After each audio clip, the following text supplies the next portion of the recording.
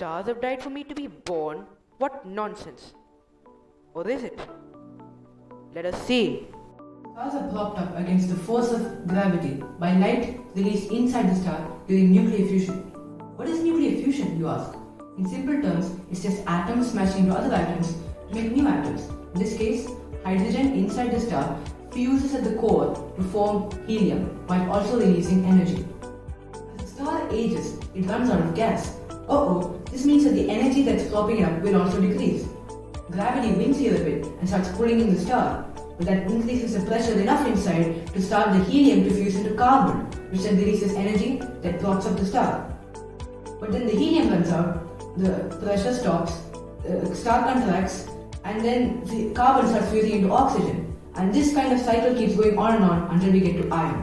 What's been keeping the star alive so long is that little extra energy we've been making, which fights against gravity to prop up the star. But at iron, it'll keep fusing, but no extra energy is produced, which means there's no propping up, which means the star dies. So I'm trying to wake up my sister for school. No matter how hard I try, she, like the iron core, will keep sleeping. The star then collapses and explodes in a violent cosmic fireworks show called a supernova, leaving behind a black hole or a neutron star.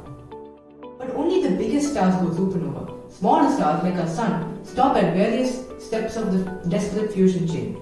Our sun, for example, will only go as far as carbon. And the smallest stars sometimes don't get past helium, WIMPs.